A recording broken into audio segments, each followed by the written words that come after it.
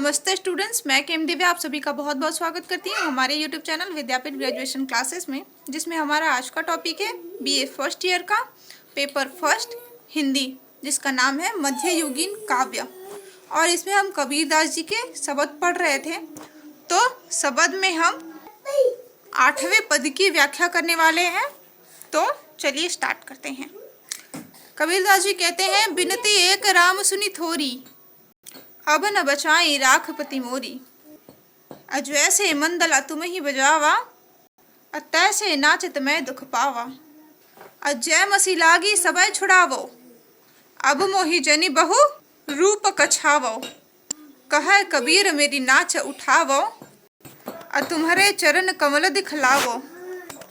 अर्थात हे मेरे भगवान, कबीरदास जी कहते हैं, हे श्री राम, मेरी एक विनती है आपसे, इसे सुन लीजिए।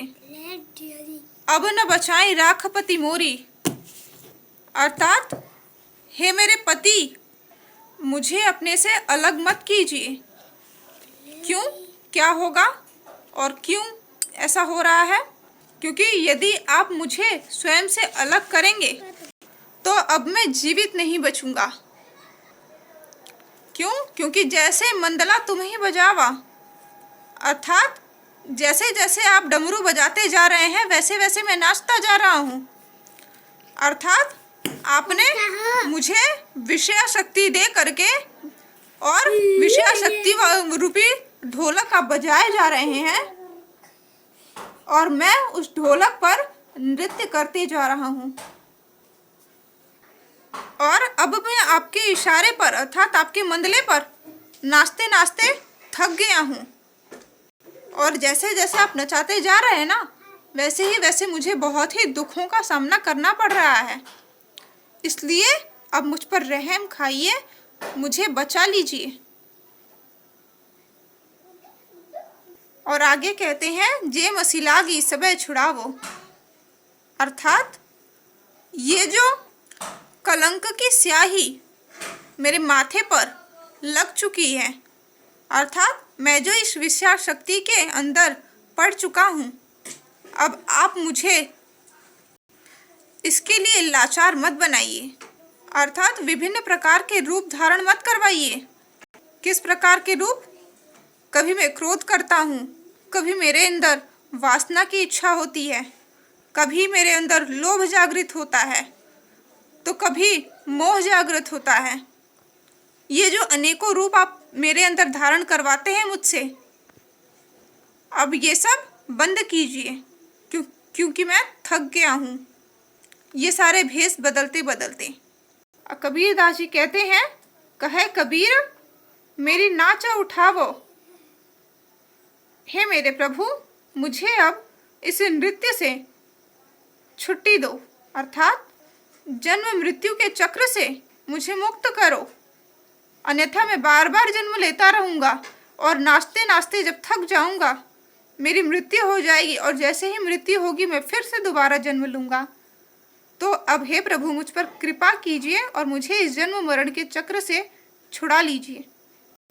और ये कैसे संभव होगा? जब आप मुझे अपने चरणों में अपना आश्रय प्रदान करेंगे, अर्थात चरण कमल दिखलावो, अर्थात हे प्रभु, अब आप मुझे अपने चरण कमलों में स्थान दीजिए, जिससे मुझे अब दोबारा इन सारे भोग विलासों के चक्र में नाचना न पड़े। काव्य का सौंदर्य देखते हैं। इसमें रूपक अलंकार है, क्योंकि यहाँ जन्म मरण के चक्र को एक नाच ने रूप लिया हुआ है, नृत्य कला ने रूप लिया हुआ है। रस, शांतरस, छंद, गीतिका, ये भी इम्पोर्टेंट है क्योंकि बहुत ही छोटा है और बहुत ही व्याख्यात्मक भी है। तो इसीलिए ये भी आप इम्पोर्टेंट रख लीजिएगा, जो हमेशा पूछता रहता है। नेक्स्ट है, संतो भाई आई ज्ञान की आंधी, भ्रम की टाटी सभय उड़ानी। माया रहे न बांधी रे, दुचिते की दोई थुनी गिरानी। माह बलेंडा टूटा, तृष्णा छानी परिधर उपरी, दुर्मति भांडा फूटा। जोग जुगति संतो करी बांधी, निरचू चुए न पानी, कूड़ कपट काया का निकस्या, हरि की गति जब जानी। आंधी पीछे जो जल बरसै, तिह तेरा तन भीजा, अकह कबीर मनि भया प्रयासा प्रगासा, उदय भानु जब चीना।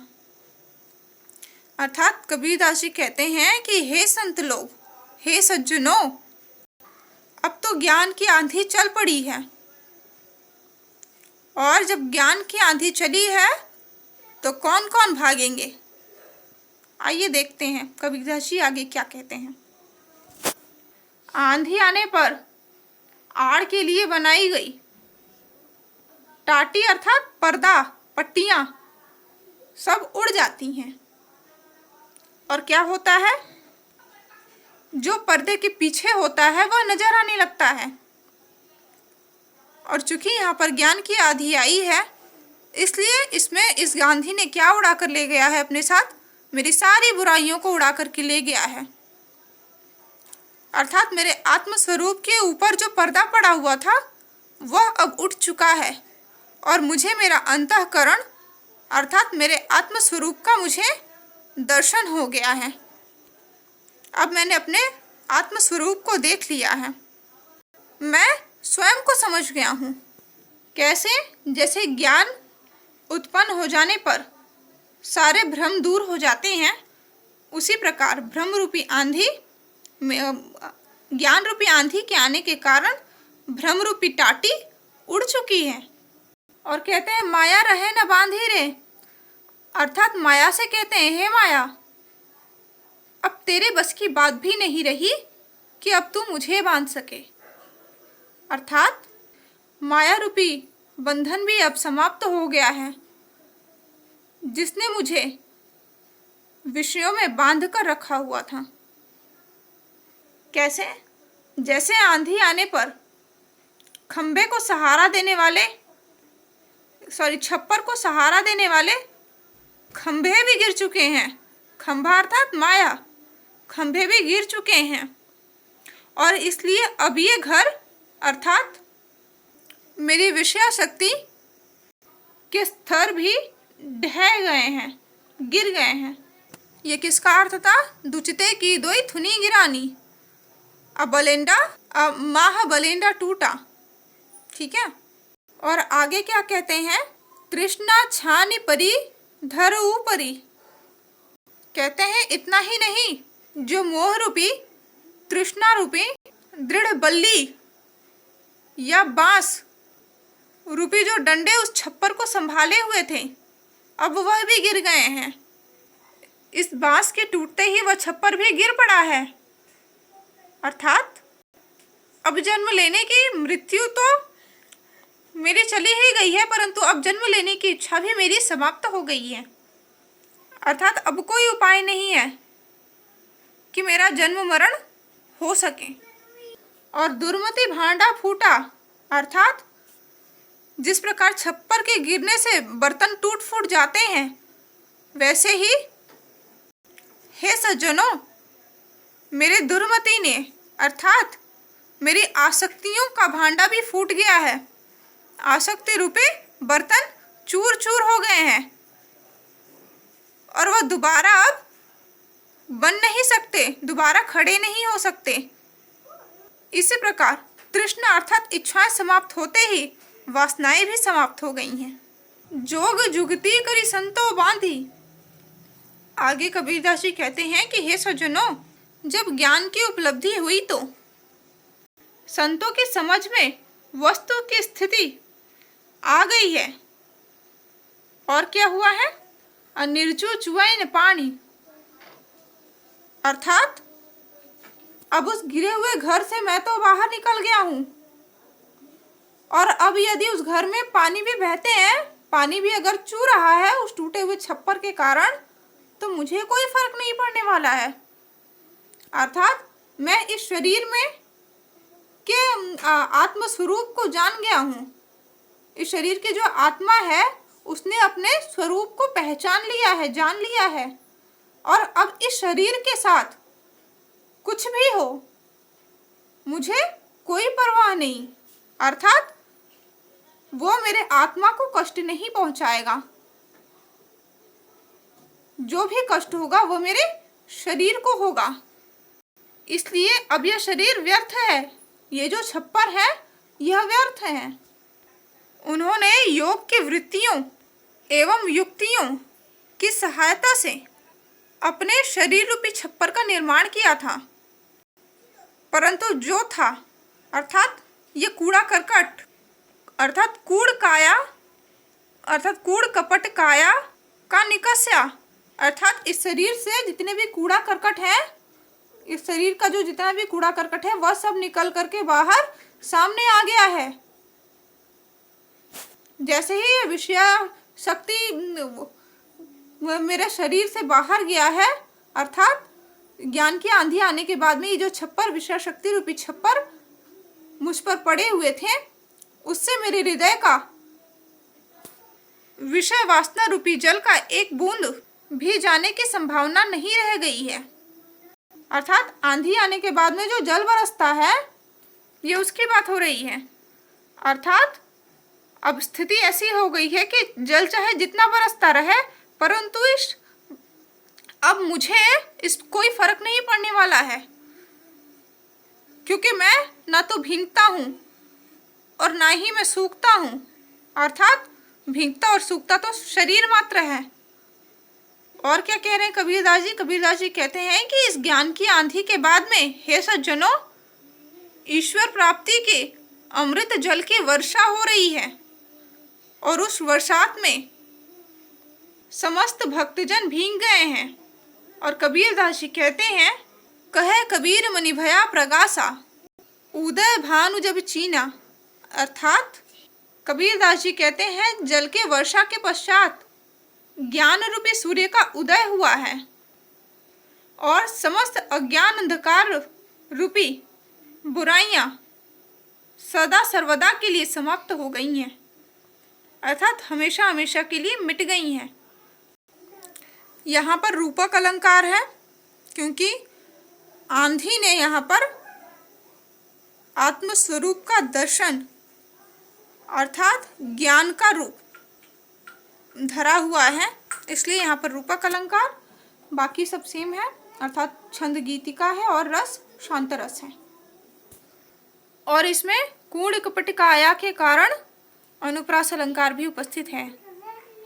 अब अगला है, संतो राह दुनौ हम दीठा, हिंदू तुरक हटा नहीं माने, अस्वाद सबनी को मीठा, हिंदू व्रत एकादशी साधे, दूध सिंगारा सेती। और कहते हैं अन्न को त्याग मन नहे हटकी, अब पारन करे सगाती।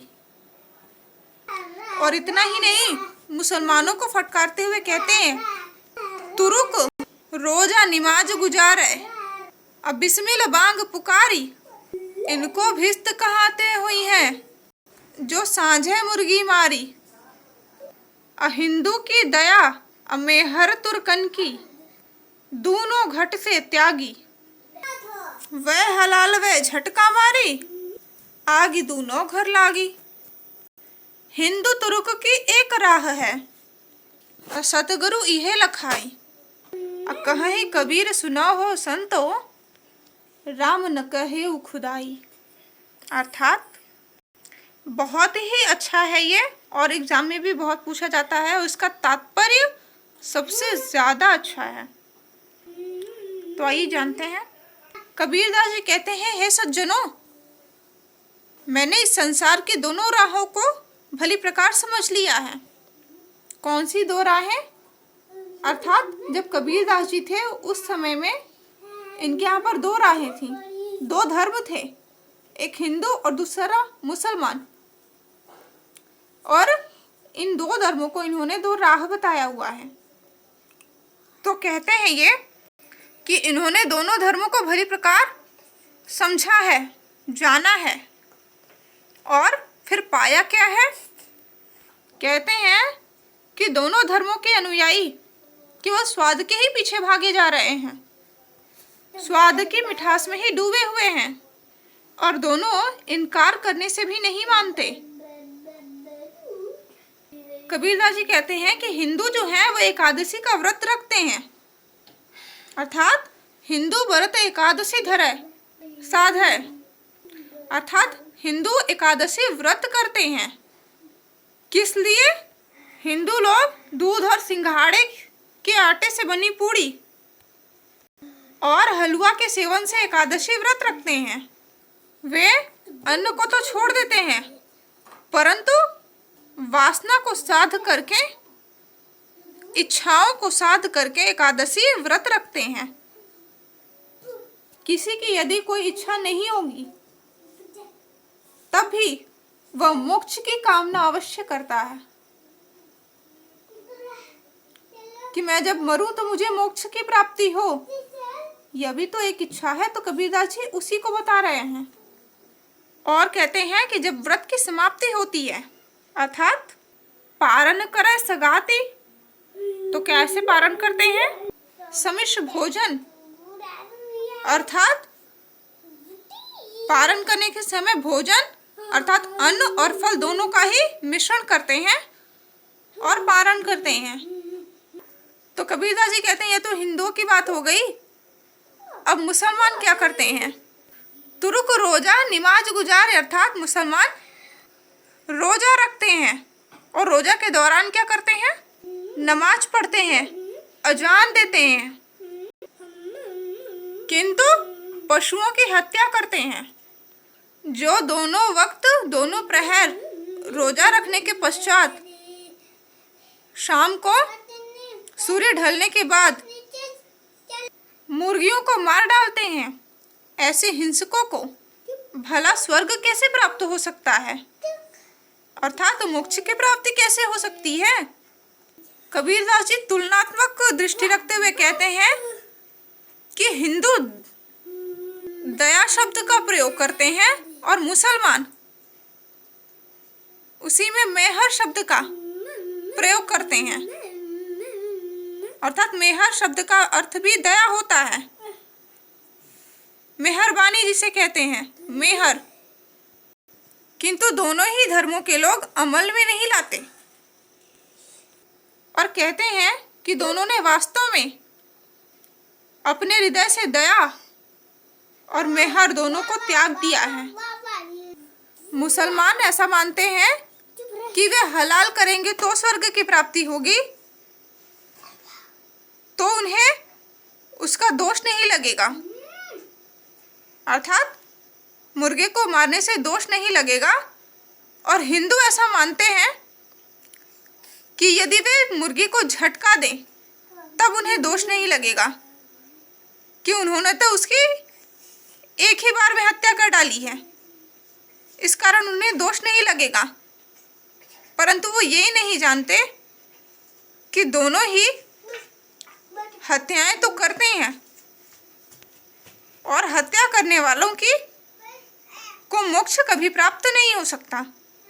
वस्तुतः दोनों ही विनाश की ओर अग्रसित हैं। हिंदू तरुक की एक राह है। कबीरदास जी कहते हैं हिंदू और मुसलमान दोनों का एक ही रास्ता है। एक अल्लाह को प्राप्त करना चाहता है और एक ईश्वर को, और जबकि अल्लाह और ईश्वर एक ही हैं, तो इसीलिए कह रहे हैं कि इन दोनों के रास्ते एक ही हैं।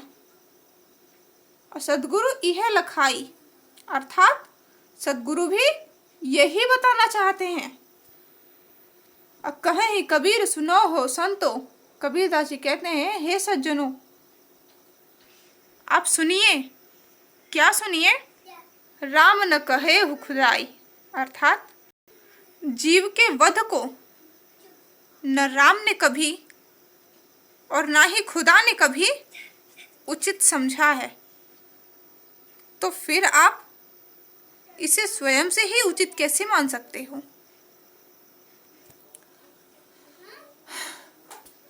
काव्य का सौंदर्य है इसका अनुप्रास अलंकार। स्वाद सबनी में सवर्ण की आवृत्ति बार बार हो रही है। बिस्मिल बांग में ब वर्ण की आवृत्ति बार बार हो रही है। कहाँ ही कबीर में क वर्ण की आवृत्ति बार बार हो रही है, इसलिए इसमें अनुप्रास अलंकार उपस्थित है। छंद गीतिका है और रस शांत रस है। अब अंतिम पद है, आइए जानते हैं। तो कबीरदास जी कहते हैं, हम ना मरी हैं, मरी है संसारा। क्यों भाई, ऐसा क्या हो गया है? तो कह रहे हैं, हमको मिले जियावन हारा। और कहते हैं, अब न मरो मरने मनमाना, अत्ते हुए जिन्हीं राम न जाना। साकत मरे संत जन जीवही, अब हरि भरी राम रसायन पिवही। और तो और कहते हैं, हरि मरी है तो हम मरी हैं, और कहते हैं हरि न मरे तो हम काहे को मरे। कबीरदास जी कहते हैं, कहे कबीर मन मिलही, मन मन ही मिलावा, अमर भय सुख सागर पावा। अर्थात कबीरदास जी संसार के लोगों से कहते हैं, हे सांसारिक लोग, हम नहीं मरेंगे, मरोगे तो आप लोग, ये संसार मरने वाला है। मैं तो आत्मस्वरूप हूँ और अपने परमात्मा को जानता हूँ, तो मैं तो अपने घर चला जाऊंगा। जो मरेगा ये शरीर मरेगा, ये संसार मरेगा, क्योंकि ये शरीर इस संसार के अंदर है। मेरी आत्मा इस शरीर के अंदर नहीं है, मेरी आत्मा तो उस परमेश्वर की है, तो परमेश्वर उसे अपने साथ ले जाएंगे। मरोगे तो तुम। क्यों भाई, ऐसा क्या हो गया? तो कहते हैं आगे, हमको मिला जियावन हारा। कबीरदास जी कहते हैं कि हे संसार के लोगों, तुम सब मरो, मुझे तो मेरे जियावन हार अर्थात मेरे परमात्मा मिल गए हैं, तो अब मुझे मरने की ज़रूरत नहीं है, मुझे मरण के कष्ट को भोगने की ज़रूरत नहीं है। और आगे कहते हैं, अब ना मरो मरने मन माना, कि अब तो मेरी मृत्यु होने से रही, अब मैं तो मृत्यु को प्राप्त नहीं होऊंगा, तो मरेंगे कौन? आगे कहते हैं, तेई मुए जिन्हीं राम न जाना, अर्थात जिन्होंने ईश्वर की प्राप्ति नहीं करी है, जिन्होंने उस परमात्मा को जाना ही नहीं है, वही मरेंगे, हम तो नहीं मरेंगे। और कहते हैं, साकत मरे संत जन जीवही, और कौन मरेगा साथ में उनके, और जिंदा कौन रहेगा? तो कहते हैं कि संत जन जीवित रहते हैं और भक्ति रस का पान करते हैं, और जो उस भगवान को नहीं जानते, जो उस परमात्मा को नहीं जानते, मृत्यु तो उन्हीं की है और उन्हीं को आती है, और निश्चित ही उनकी मृत्यु होती है। फिर कहते हैं, हरि मरी है तो हम मरी हैं। फिर कबीरदास जी कहते हैं कि मेरी मृत्यु की बात करते हो, मेरी मृत्यु तो तभी होगी जब वो परमात्मा स्वयं मरेंगे, तभी मेरी मृत्यु होगी। और जब वे ही जन्म मरण से ऊपर उठ चुके हैं, अर्थात वो न जन्म लेते हैं न मरते हैं, तो फिर मेरा जन्म कैसे होगा, मैं कैसे मरूंगा? और अगर वे जन्म मरण के चक्र से अगर नहीं छूटते, अगर वे जन्म मरण के चक्र में बंधे होते, तो मैं भी बंधा होता। तो कहने का तात्पर्य यह है कि जब वे परमेश्वर स्वयं मरेंगे, तब मेरी भी मृत्यु होगी, और जब तक वो नहीं मरेंगे, तब तक मुझे कोई मार नहीं सकता है। कबीरदास जी कहते हैं, ऐसा हुआ कैसे है? कहे कबीर मन मन ही मिलावा। कबीरदास जी कहते हैं कि मैंने मेरे मन को उस परमात्मा के मन से जोड़ लिया है, अर्थात मैंने मेरे मन के तार, मेरे प्रीति के तार, मैंने उस परमात्मा की प्रीति से बांध लिया है, जोड़ लिया है। और कहते हैं, और इस कारण मैं अमर हो गया हूँ और भव सागर पार, अर्थात इस संसार रूपी सागर को समझ गया हूँ और उनसे ऊपर उठ गया हूँ, अर्थात अब हम अमर हो गए हैं और हमने आनंद सागर प्राप्त कर लिया है, अर्थात ईश्वर की प्राप्ति हो चुकी है। जन जीवही और भरी भरी के कारण इसमें अनुप्रास अलंकार, क्योंकि जन जीवही में ज वर्ण की आवृत्ति और भरी भरी में भरी शब्द की आवृत्ति बार बार हो रही है, इस कारण इसमें अनुप्रास अलंकार है। रस है शांत रस और छंद है गीतिका। तो आज कबीरदास जी का साखी भी कंप्लीट हो गया है और शब्द भी कंप्लीट हो गया है। और अब इससे जो लघु उत्तरी क्वेश्चन आते हैं, एग्जाम में पूछे जाते हैं, अब हम चर्चा करेंगे उन क्वेश्चंस को लेकर के, जो कि हमारा नेक्स्ट वीडियो होगा। तो आज के लिए इतना ही, धन्यवाद।